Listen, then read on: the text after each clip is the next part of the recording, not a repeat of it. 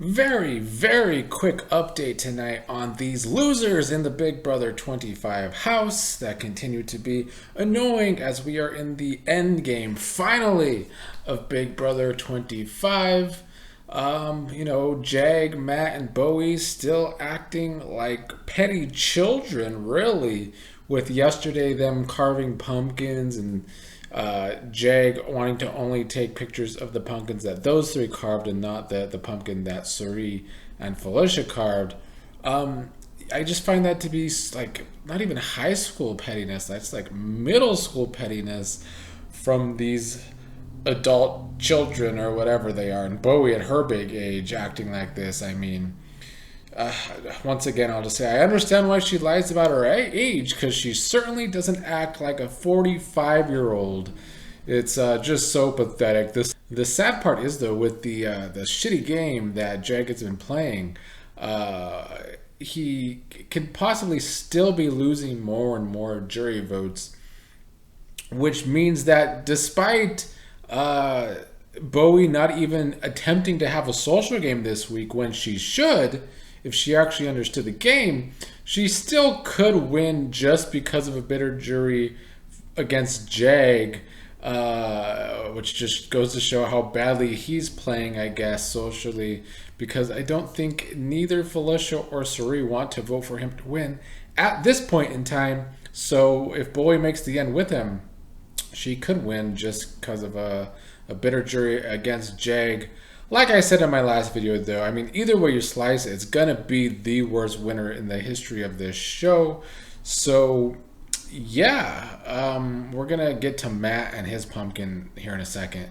But let's talk a little about, I guess, Suri and Felicia. Last week Felicia was trying to turn people against Suri, talking about how she needed Suri out of this game. Everybody talking about jealousy that she had for Suri.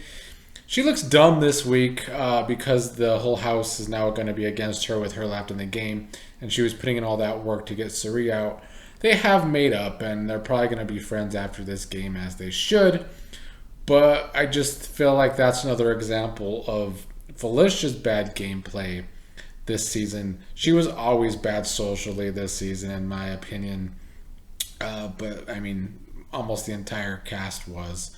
Suri still going home as it stands now, even though I think Matt has been slowly realizing that Jag and Bowie could easily turn on him going forward, and he can't win HOH next week. So he's looking dumb this week. No surprise there. I mean, that's been the theme of the season. Every HOH looking dumb. He put in all this work all season with Suri, only to let Jag dictate his game when Matt himself is HOH. It's just some meek, weak, pussy shit from Matt there. He's been playing the pussy way that Jag was playing a lot of this season. Now it's kind of been Matt playing that way. I mean, this entire season we have talked about how it seemed like Matt was using Jag as a shield so he doesn't get blood on his hands, but this week he still gets blood on his hands by putting up Suri, and yet still lets Jag dictate his game. I don't like it. I don't respect it. Before we continue on this talk of Matt, though, back to Jag for a second. I don't know if juries discuss this often about, the person that makes it to the end, how much they needed the people in jury to get as far as they did.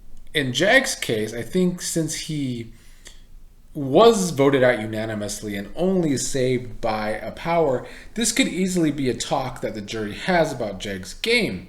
And I feel as though this is the kind of things that make a bitter jury, is that when you only get so far because of all these people in the game that you needed, he needed Corey in America to kind of be his shield, but not only just be his shield. I feel like they did a lot of actually explaining the game to Jag a lot of the time. And you could even say the same for Suri in Jag's case early in this game. She tried to teach Jag the ropes when he was being such a big idiot the entire first half of this game.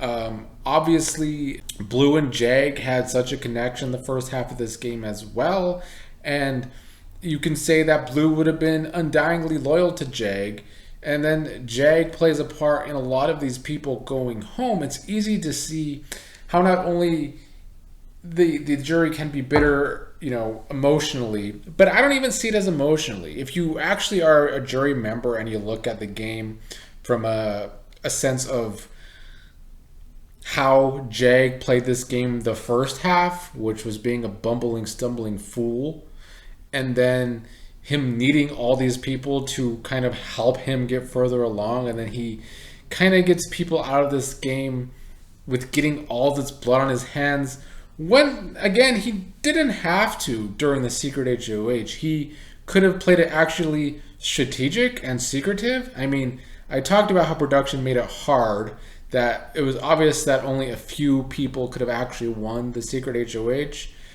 But Jag didn't even try to keep it a secret. He didn't even try to play it strategically. And instead, he got the most blood on his hands as possible. So for me, it's easy to see how and why this jury can possibly be so bitter against Jag if he does make the final two here. It's a lot of his own doing. It's bad gameplay, in my opinion. And, back to Matt's bad gameplay as we close this short update on these losers. Matt is peculiar. Am I saying it right? Let's just go with odd. Matt is odd. Borderline creepy. I've talked about in the past how there's not a lot of straight men that talk about Big Brother. And I feel like a lot of the straight men that do talk about Big Brother try and talk about how the men should play this game and how they need to watch out for the women because, these hoes ain't loyal or whatever, which can be true. And I don't really agree with some of that rhetoric. But then this season, seeing the way a lot of the men in this cast have been such simps, from Corey to even Cam at times, in my opinion, to Matt. I mean, this whole thing with Riley is weird. I mean, it's production's fault, kinda, for letting Riley write him a letter to give him this weird showman's hope.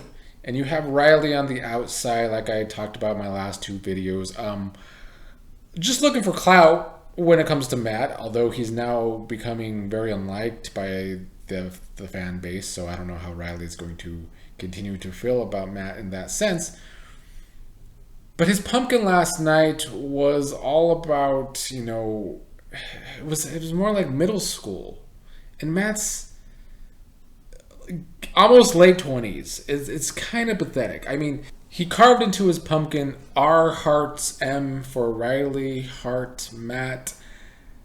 When these two only spent a couple weeks in the house together, and when he said his feelings to her, he was obviously friend zoned. He just got an I mean,